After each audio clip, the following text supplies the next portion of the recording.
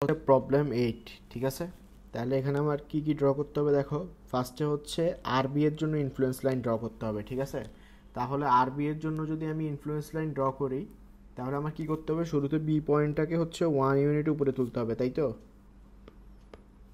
তাহলে 1 ইউনিট উপরে তোলার আগে দেখো, এটা হচ্ছে ইতে হচ্ছে আমার ফিক্স সাপোর্ট, তার মানে ইডি এর কোনো মুভমেন্ট হবে না। তার মানে আমি যদি ইডি এর জন্য আগে ইনফ্লুয়েন্স লাইনটা আঁকি, আরবি এর জন্য ইডি কোনো মুভমেন্ট নাই। আর বিতে কি করব, বিতে হচ্ছে 1 ইউনিট উপরে তুলে দিলাম, তাহলে আমার এদিকে ডায়াগ্রামটা দেখতে কিরকম হবে, এরকম, তাই তো। এখানে হচ্ছে আমার ইন্টারনাল হিঞ্জ আছে।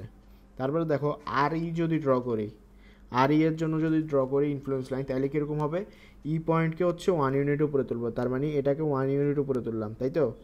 তাহলে দেখো আমার কীরকম হবে, এইরকম হওয়ার কথা না। দেখো এটা তো ইন্টারনাল হিঞ্জ, তার মানে এটা উপরে অথবা নিচে মুভ করতে পারবে। তাহলে ই যদি আমি উপরে তুলি, তাহলে এখানে কোনো রেজিস্ট্যান্স আছে নাকি ইন্টারনাল হিঞ্জের কারণে? না, নাই।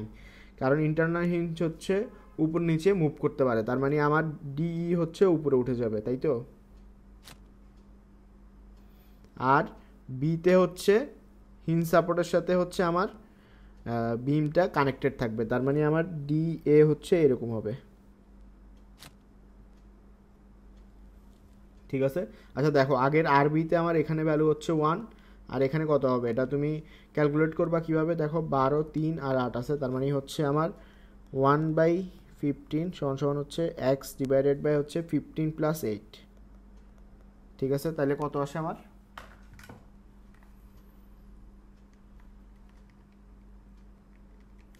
আসলে হচ্ছে 1.53, ঠিক আছে।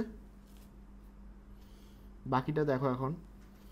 এরপর দেখো আর ইতে এখানে 1, এখানে 1, এখানে কত হবে, তাইলে এটা থিটা হলে এটাও থিটা, তাইলে কত হবে 1/15 সমান সমান হচ্ছে x/8, ঠিক আছে। তাহলে এখানে ভ্যালু হবে হচ্ছে 8/15 সমান সমান হচ্ছে 0.53, ঠিক আছে।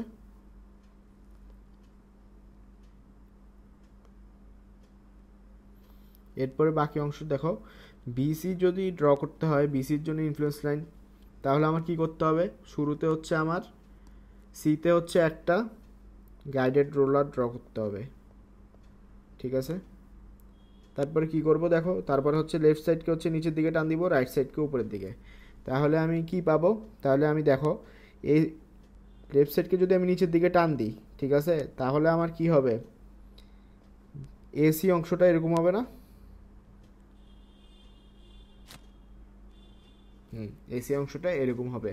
আর ডি হচ্ছে ফিক্স সাপোর্টের সাথে কানেক্টেড, তাহলে ডির কোনো মুভমেন্ট নাই, এরকম হবে, ঠিক আছে। তারপরে সিডি এরকম হবে, দেখো রাইট সাইডকে উপরের দিকে টান দিলে সিডি হবে এইরকম, ঠিক আছে। এখন এই ভ্যালুটা কি হবে, এই ভ্যালুটা পাবো হচ্ছে আমার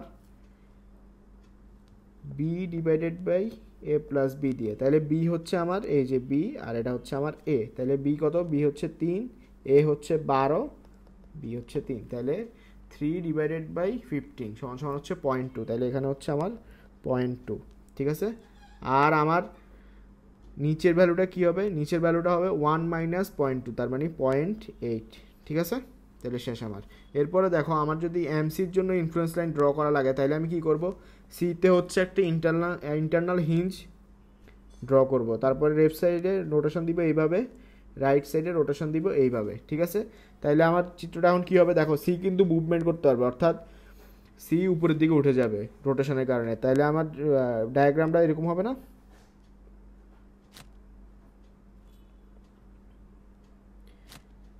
এখন দেখো এখানে কেন আসলো, কারণ হচ্ছে ডিই হচ্ছে ফিক্স সাপোর্টের সাথে কানেক্টেড, আর আমি ধরো এই অংশে ডান হাত রাখবো, এই অংশে বাম হাত রাখবো, তারপরে সিকে উপরের দিকে উঠানোর চেষ্টা করলেই দেখবা এই ডিরেকশানে রোটেশন আর এই ডিরেকশানে রোটেশন পেয়ে যাচ্ছি, ঠিক আছে। বাস, তাইলে আমার একটু গেল। এখন দেখো আমার এই ভ্যালুটা কি হবে, উপরের ভ্যালুটা হবে হচ্ছে আমার, দেখো এটা যদি আমার এ হয়, এটা যদি আমার বি হয়, তাইলে A into B divided by A plus B, তাহলে কি আসে 36/15, তাহলে আসছে হচ্ছে আমার 2.4, ঠিক আছে, এই পিক ভ্যালুটা। তাহলে এখানে দেখো এই অ্যাঙ্গেলটা থিটা, এটাও থিটা, তাহলে এটা যদি 2.4 হয়, এটা কত হবে তাইলে 2.4 ডিভাইডেড বাই হচ্ছে আমার 12 ইজ ইকুয়াল টু হচ্ছে এক্স ডিভাইডেড বাই 8। তাহলে আমার কি আসবে 2.4 ডিভাইডেড বাই 12 ইন্টু 8 সমান সমান হচ্ছে 1.6, ঠিক আছে, আর এটা তো জিরোই।